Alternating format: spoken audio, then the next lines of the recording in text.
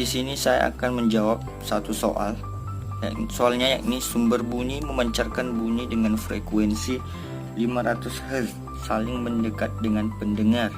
Kecepatan sumber bunyi 40 meter per sekon dan kecepatan pendengar 50 meter per sekon. Jika kecepatan bunyi di udara 340 meter per sekon, frekuensi bunyi yang didengar oleh pendengar adalah.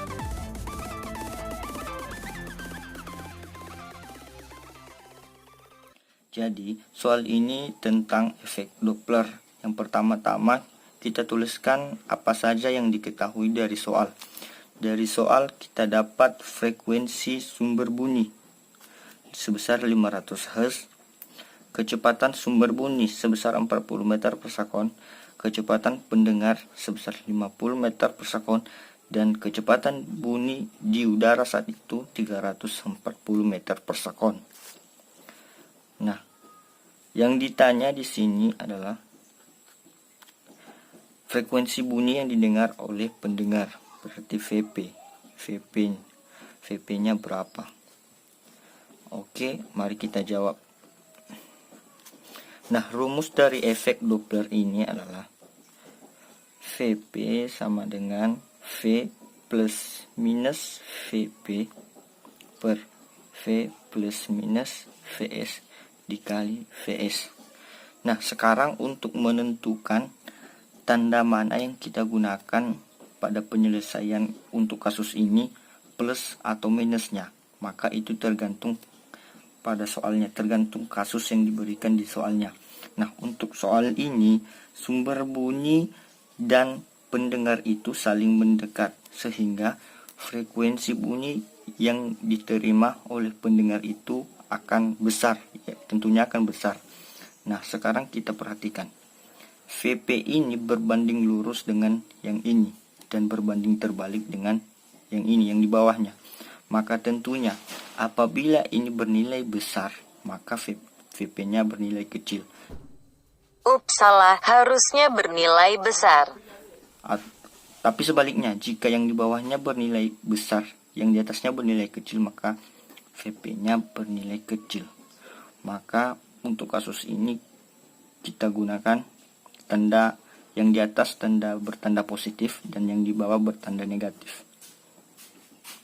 Kita tulis ulang VP plus VP dan di bawahnya bertanda negatif, V plus VS dikali VS.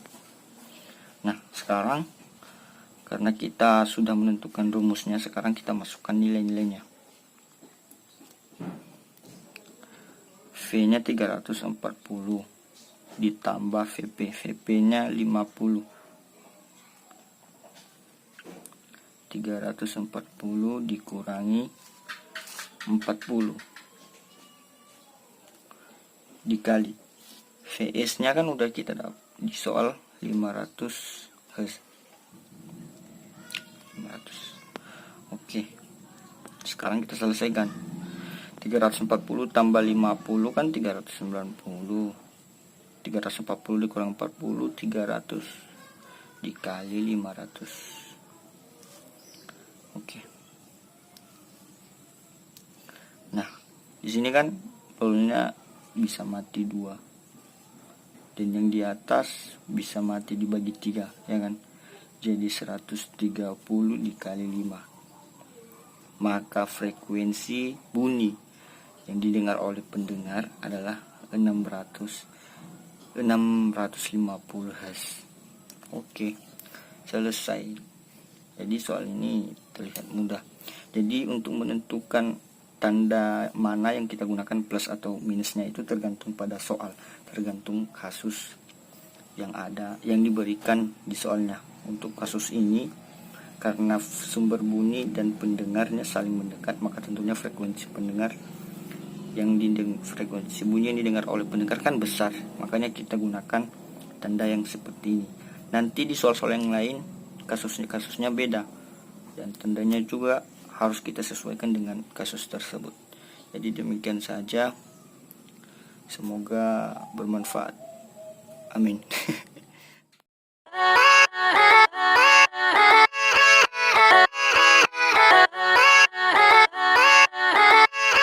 Yeah, let's go. I ain't the first with the curse.